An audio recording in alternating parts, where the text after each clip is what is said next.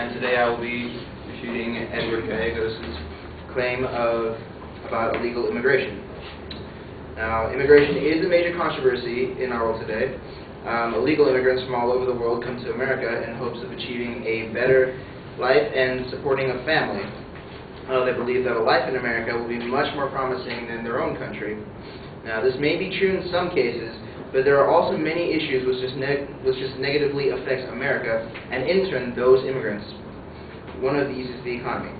My opponent claimed that illegal immigrants help the economy by having a positive impact on wages, positively affecting housing, and helping drive prices down. Now, however, there are many flaws in this claim, which I intend to point out. This brings me to my main point that illegal immigrants do not strengthen the economy. They do not have a positive impact on wages, housing, or prices. Firstly, I will talk about how they do not have a positive impact on wages. It may be true that illegal immigrants do not compete for high-paying jobs, but what about the lower-paying ones? In his first point, he said they don't compete for high-paying jobs, but that doesn't really affect wages really whatsoever. If they don't compete for those high-paying jobs, does the competition for those high-paying jobs go up? They just remain the same. There's no change in the wages at all in that case. Defendants of illegal immigrants say that they do the work that we Americans do not want to do ourselves. But how many jobs do we really have available for so many people? According to the 2006 INS FBI statistical report of illegal immigrants, 62% of all undocumented immigrants are working for cash and not paying any taxes. And his secondary claim, Eduardo claimed that illegal immigrants pay taxes and Medicare bills. Now, these immigrants, the 62% that were working for cash, don't have a green card either. These immigrants do not have any documentation, and they cannot and do not pay taxes as well as Medicare. However, more than 66% of all births in California are to illegal aliens on Medi-Cal, which is the California medical coverage, which is paid for by taxpayers. So, that doesn't really make any sense. And on top of that, 43% of all food stamps and 41% of all U.S. unemployment checks go to illegal immigrants. Once again, that was by the INS and FBI stats report. If illegal immigrants do the jobs Americans are not willing to do themselves, why are we sending out so many unemployment checks and food stamps to them? It doesn't really make any sense. This brings me to my second point, that illegal immigration does not positively affect housing. My opposition claims that housing costs are higher due to higher paid employees, and that illegal immigrants can do just as well building the house and maintaining it for much longer. This is not the case. For one, actual American citizens are paid more because they get the proper education and training to make these kinds of houses. They make it a more safe and better quality house. Illegal immigrants are usually uneducated or untrained in this field specifically to meet our safety standards, and therefore can make a house that is potentially dangerous to the buyer and the family that lives inside that house. In this way, we are sacrificing quality and safety just for cheap labor. Also, my opposition cited from the National Association of House Builders that a vast majority of our workforce is comprised of immigrants and that they have helped greatly in making homes. This is true.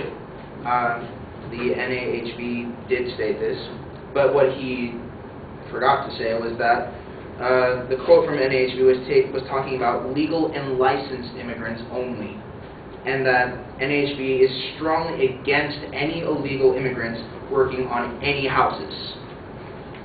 That was one of his main sides, and the fact that they completely oppose his main point seems a bit problematic.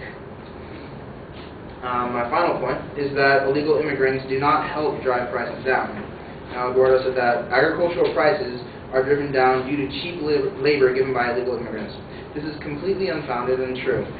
According, again, to the FBI INS 2006 survey, less than 2% of all crop workers are illegal immigrants in the U.S. Now, he claims that restaurant meals were offered at a lower price thanks to illegal immigrants as well. However, this could be due to just a number of factors. due to our economy lately, there's a lot of people who just stay at home because they don't want to pay for all those meals.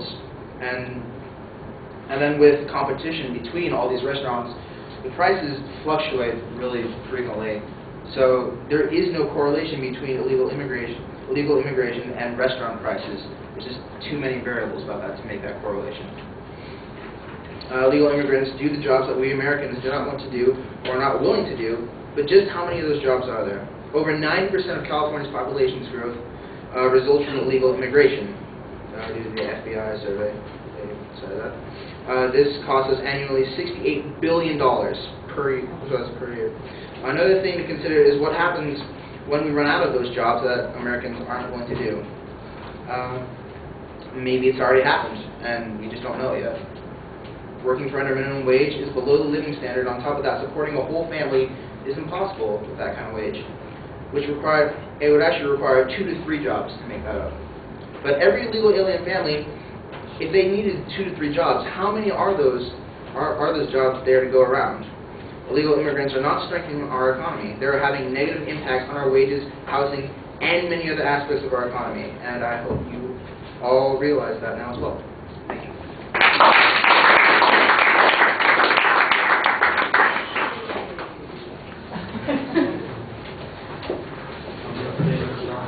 All right. You labeled the claims pretty clearly. The background's okay.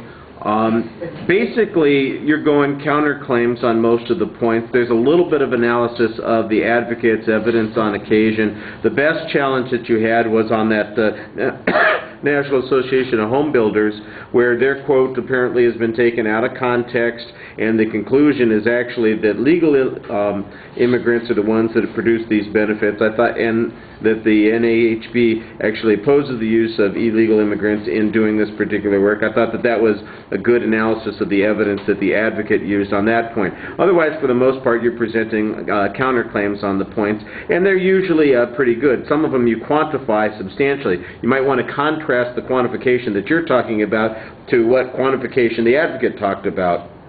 You know, how much do they contribute to the economy? Does the advocate ever say, no, they don't say, or if they do say, it's relatively minimal, whereas we do know that 62% of illegal immigrants pay no taxes, but 66% of the medical costs in Medicaid is attributable to illegal immigrants.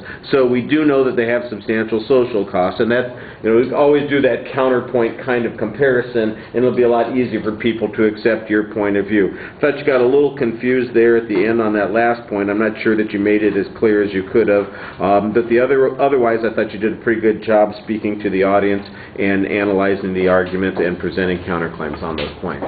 Thank you.